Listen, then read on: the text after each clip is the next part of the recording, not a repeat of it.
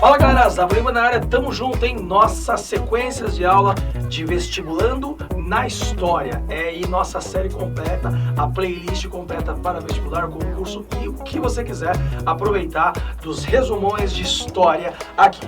Nessa aula de História Geral, nós vamos falar então sobre renascimentos e reformas. É o início da Idade Moderna, tá? E aí então, nós vamos fazer a nossa sequência com o nosso episódio 8. Roda a vinheta!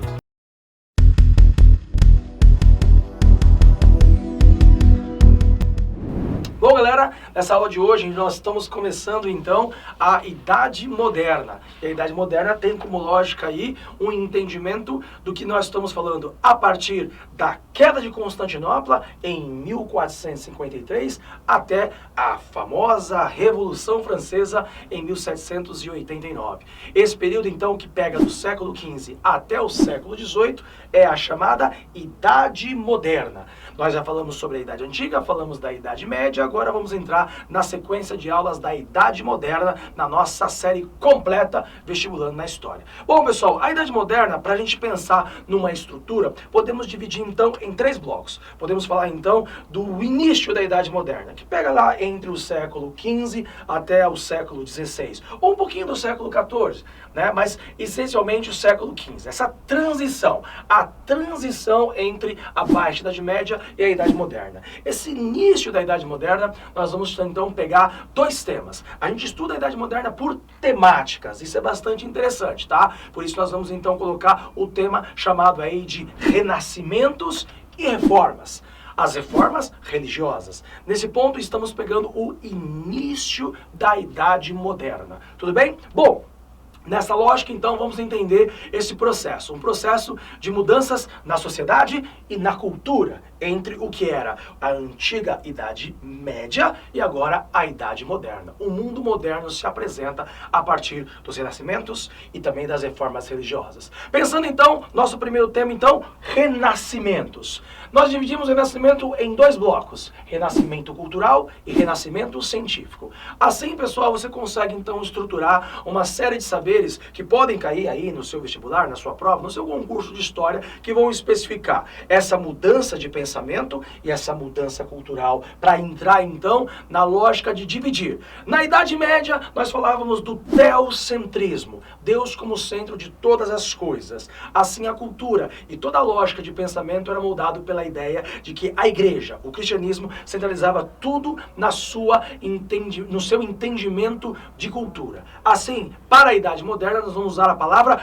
antropocentrismo. O antropocentrismo, então, é a ideia do homem no centro das coisas. Já existiu isso? Sim. Na Idade Antiga, nós tínhamos a ideia de que o antropocentrismo era uma ideia do pensamento racional, grego, no qual a gente entende que o homem ficava valorizado na arte, na cultura, no pensamento. O racionalismo, que também vem dos gregos e passou também pelo Império Romano, dentro da cultura romana, a chamada cultura greco-romana. A gente entende que o Renascimento é uma ponta entre a Idade Moderna e a Idade Antiga, colocando a Idade Média como um mundo então próprio, ou chamada cultura medieval. Então você tem que separar bem aí a ideia de que na Idade Média a cultura era centralizada na figura da igreja, o teocentrismo. E na Idade Moderna nós vamos começar a revalorizar o homem. Nesse ponto nós vamos chamar isso de antropocentrismo. Assim, pessoal, o humanismo, a valorização dos saberes e da lógica dos valores humanos passam a ser visto então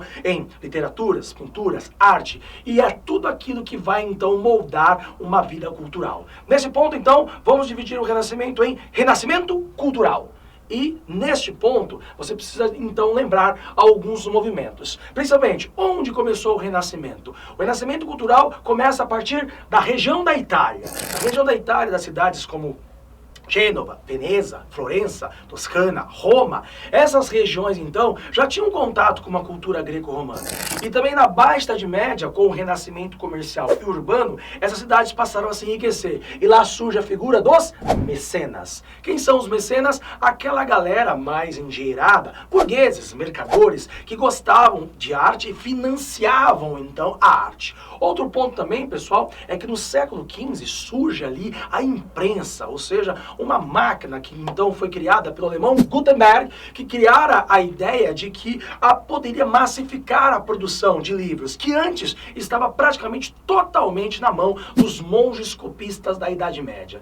Esta ideia então de que a imprensa e dos mecenas, isso vai promulgar, vai incentivar a produção de arte. Nessa lógica então, pessoal, nós vamos falar então de 3 séculos então referentes. O chamado Trecento. O Trecento, então, é o século XIV, tá, pessoal? Nesse ponto, essa nomenclatura italiana é porque começou na Itália, então a gente usa esse Trecento, tá? Nesse ponto, pessoal, nós vamos imaginar que, nesse momento, a literatura passou a ser revigorada, o chamado humanismo cristão. E você destaca aí um nome muito importante, Dante Alighieri, que tem um dos seus livros fabulosos, chamado A Divina Comédia. Nesse ponto, então, começa um renascimento dentro das valorizações do humano em produções de literatura. Já o chamado Quattrocento, que no caso seria o século XV é visto como o auge desse movimento chamado Renascimento. Ainda na região da Itália, você vai ter nomes como Leonardo da Vinci, você tem o Rafael Sanzio, você tem aqui também o Sandro Botticelli, pinturas que foram eternizadas na lógica renascentista, onde o homem passa a ser visto como o primeiro plano. Por exemplo, o Leonardo da Vinci é muito conhecido pela pintura da Mona Lisa. Olha a humanidade presente nas figuras do autorretrato, no qual novas cores, novas formas de se pintar, planos de fundo, ou seja, uma matematização de uma lógica que, então, o racionalismo passa a ser colocado na arte. Diferente da cultura medieval, que valorizava, então, apenas o dom e a maneira de que aqueles pintores referenciavam sempre o sagrado. A Mona Lisa é um rompimento do pensamento artístico a partir da ideia de que você está pintando uma figura humana. E esta é a grande ideia de Leonardo da Vinci. Assim, por exemplo, também Rafael Sanzio, quando pinta aí o famoso Liceu de Atenas, ou a Escola de Atenas, e coloca, então, os filósofos aí em primeiro plano. E a famosa pintura de Sandro Botticelli, que tem, por exemplo, aí o Nascimento de Vênus. A ideia de que Vênus é uma referência romana, de uma espécie de deusa que representa o amor. E nesse ponto, então, você consegue perceber a ideia da natureza presente nessas pinturas, a ideia da humanidade. Então nós temos o Quattrocento, pessoal, como o auge do Renascimento. O Cinquecento, que então é o século XVI, a gente começa a perceber que o Renascimento não está mais só na região da Itália, se espalha pela Europa. E nesse ponto, então, você começa a ver artistas com nacionalidades diferentes dos italianos. Mesmo que, por exemplo, temos um grande nome do chamado Cinquecento, que é Michelangelo Buonarroti. Michelangelo Buonarroti, pessoal, para quem não lembra, ele fez aquela pintura muito conhecida, os afrescos da Capela Sistina, onde tem lá o âmago da sua pintura, o toque divino, a criação de Adão. Olha só, o âmago do centro da pintura de Michelangelo é a criação do homem, Adão, o primeiro homem criado por Deus. O humanismo está presente aí. E você consegue perceber os aspectos dessa pintura. Dá uma olhadinha aí no braço do Adão. Olha só o corpão aí de Deus. No caso aí, que mais parece Zeus da mitologia grega. Ou seja, você consegue ver elementos gregos, romanos, a referência que esses caras têm nas pinturas antigas, trazendo então um renascimento cultural. É também no Cinquecento, pessoal, que temos a figura de William Shakespeare, um dos maiores dramaturgos da história, onde ele coloca nos seus teatros, pessoal, o primeiro plano da ideia renascentista. O homem, os valores humanos, o ódio, a vingança, o amor, né, a sexualidade, tudo isso está presente nos chamados teatros de Shakespeare. E o interessante também, pessoal, que novos mecenas aparecem. No século XVI, a gente já tem estados nacionais.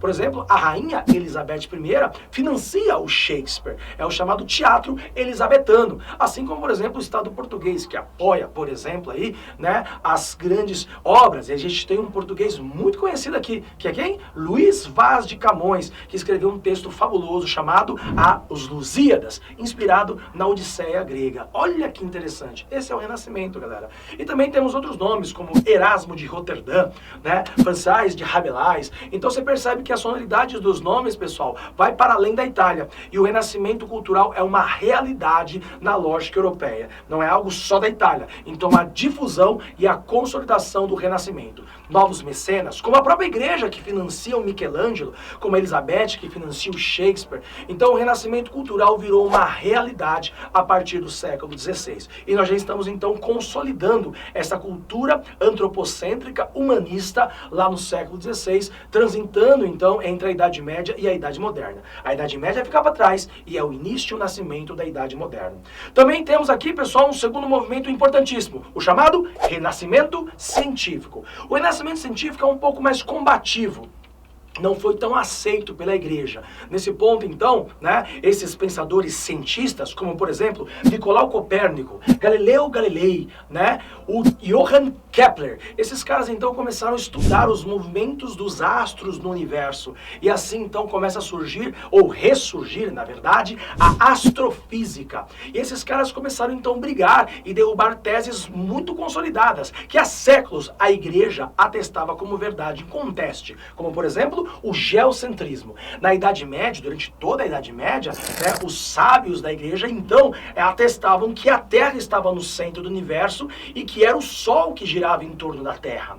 E esse ponto, então, chamamos isso de geocentrismo. Os renascentistas científicos, como esses três que eu citei, e dando aí grande ênfase para Galileu, que inventou um instrumento para aumentar o poder de alcance da sua visão, que é a luneta. O Galileu Galilei e esses outros caras começaram, então, a falar do chamado heliocentrismo, ou seja, o Sol está no centro do universo. Através de observação, experiência, através então de análise racional, eles começaram a perceber que havia movimentos dos astros do universo. Isso é chamado de astrofísica. Surge então a teoria do heliocentrismo, o Sol como o centro do universo. Óbvio que a igreja não gostou disso, começou a bater nesses caras. E o Galileu foi até chamado pela Inquisição para prestar depoimento lá no Tribunal do Santo Ofício. Assim então, pessoal, o renascimento científico ficou um pouco travado ali no século XVI. Mais pra frente, nós vamos retomar essa história, quando a gente falar sobre o Iluminismo. E o Iluminismo é um avanço do pensamento científico. Mas no século XVI, a gente tem então também o Renascimento Científico.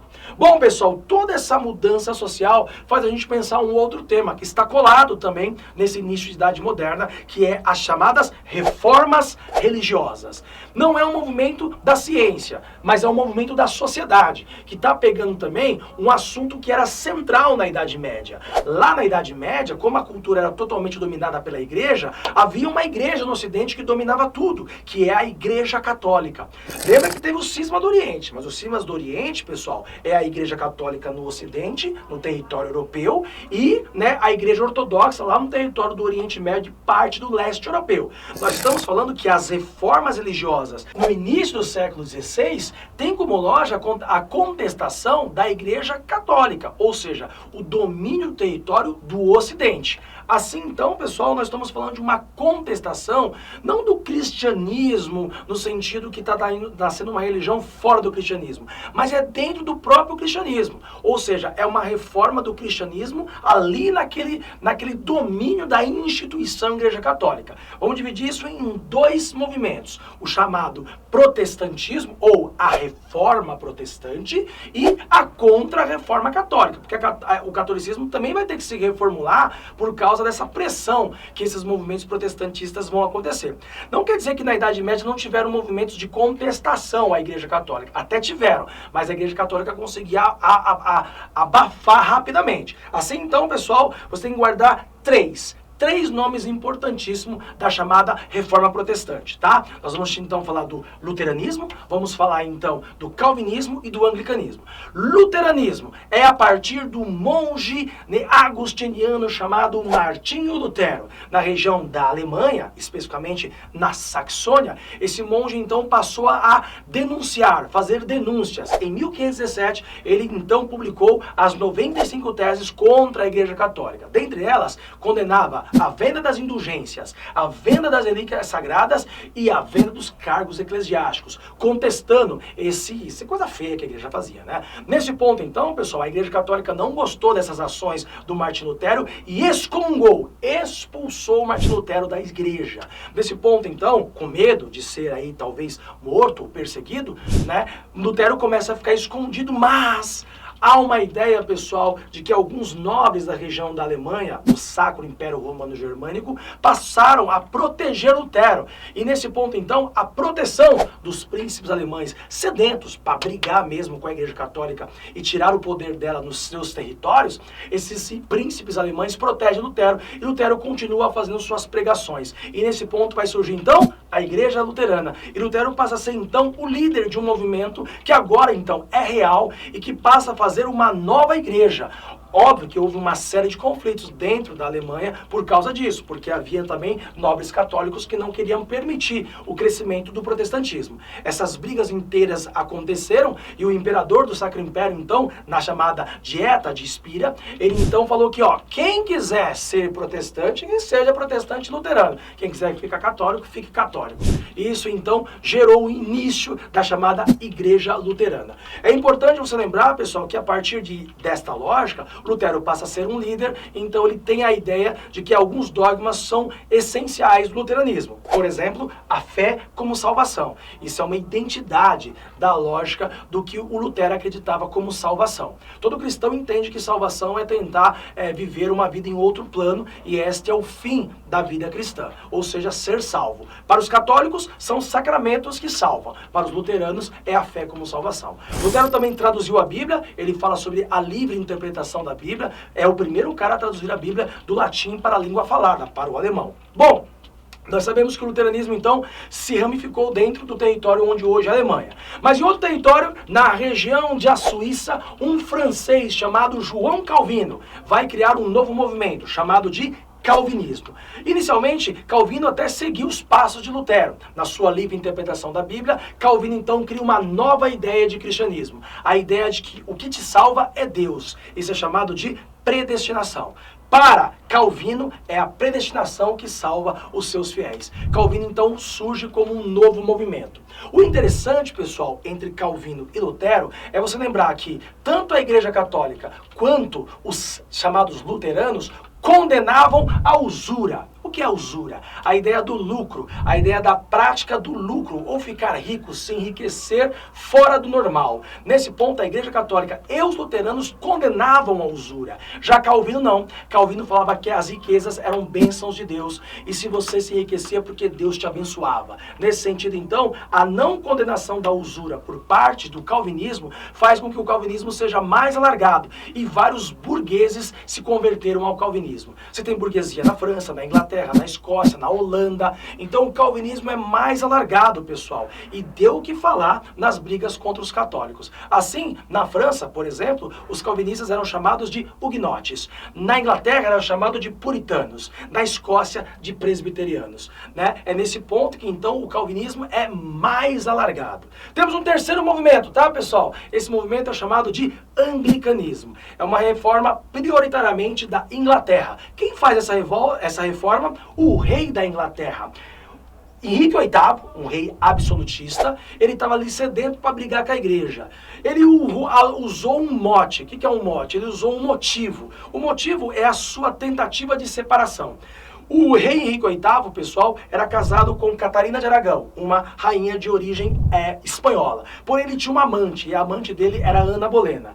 Caso de família à parte, pessoal, o que você deve lembrar é o que está em jogo aqui. O poder do rei, o rei da Inglaterra, e o poder da igreja. A igreja não separa. Na lógica católica, o matrimônio é indissolúvel. Mas o rei queria se separar. E nós não estamos falando de qualquer pessoa, pessoal. Nós estamos falando do rei da Inglaterra. Assim sendo, Henrique VIII, né, se separa da Catarina de Aragão, casa com Ana Bolena e é excomungado pelo Papa da época. Nesse ponto, ele fica muito puto. E o que ele faz? O ato de supremacia. Em 1534, o rei Henrique VIII confisca os bens da Igreja Católica dentro da Inglaterra e cria a Igreja Anglicana, no qual ele mesmo é o chefe. A monarquia da Inglaterra é o chefe da Igreja Anglicana. Nesse ponto, ele pode casar, descasar, fazer o que ele quiser. O interessante, pessoal, é que não há muitas mudanças dogmáticas entre o anglicanismo e o catolicismo. E você sabe, como eu acabei de falar, que tem também calvinistas na Inglaterra, que são os puritanos. Vai ter pau aí, vai ter briga feia. Nós vamos falar isso em uma outra aula, que nós vamos falar sobre a chamada Revolução Inglesa, que dentre elas tem a Revolução Puritana. Nesse ponto, então, pessoal, para recapitular, 3 movimentos protestantistas, certo? Temos os luteranos na região da Alemanha, temos os calvinistas na Inglaterra, na França, na Suíça, na Holanda, mais alargados, e temos a Reforma Inglesa, que no caso aí é a Reforma Anglicana. Para fechar, galera, nós temos também a Contra-Reforma. Obviamente que a Igreja Católica não vai ficar quieta. Então, no Concílio de Trento, a partir de 1545, a Igreja Católica tem uma resposta rápida contra o movimento protestante. Assim sendo, então, além de mudar algumas coisas internamente, como, por exemplo, proibir a venda de indulgências, que era uma coisa bem feia, que a Igreja fazia, nós temos a ideia de que a Igreja vai pro pau, a Igreja vai para cima dos protestantes. Nesse ponto, então, temos o Index. Index Librorum Prohibitorium, o índice de livros proibidos, ou seja, católico não podia ler certos livros. Fez um índice lá, para quê? Para ferir a comunicação dos protestantes, pessoal. Porque nós estamos no período da imprensa, então os protestantes, eles publicavam coisas. Então, se você é um bom católico, não pode ler certos livros. Index, marca aí. Depois, também, fazia um tempo que não surgia ordens religiosas dentro da Igreja Católica. Surge uma ordem muito importante no século XVI. A Companhia de Jesus, os padres jesuítas. Esses padres eram hardcore, pessoal. Eles surgiram para fazer um combate ao protestantismo. E como estava tendo as grandes navegações nesse período, é a nossa próxima aula, tá? Nós temos a ideia de que os jesuítas vieram para a América. Eles vieram para fazer a catequização dos indígenas. Olha o raciocínio da igreja. Perco fiéis na Europa para os protestantes, mas posso ganhar fiéis na América. As missões jesuíticas na América têm a ver com a Contra-Reforma Católica. Tudo bem? E para fechar, pessoal, a igreja, então, ela reeditou o chamado Tribunal do Santo Ofício, ou seja, a Inquisição. A igreja mandava para a fogueira, matava pessoas se fossem, então, creditados a ela o crime de heresia. A heresia, pessoal, era qualquer coisa que era feito fora dos moldes católicos. E no Tribunal do Santo Ofício, nessa nova vertente, então foi colocado o protestantismo como heresia. A igreja foi para as cabeças. Tudo bem? Se você gostou dessa aula completa, pessoal, de renascimentos e reformas, tá? O nosso início da Idade Moderna, clica, compartilha, ative o sininho para receber as notificações. Teremos mais. Vestibulando na História, Zavo Lima. Valeu, galera. Tchau, tchau.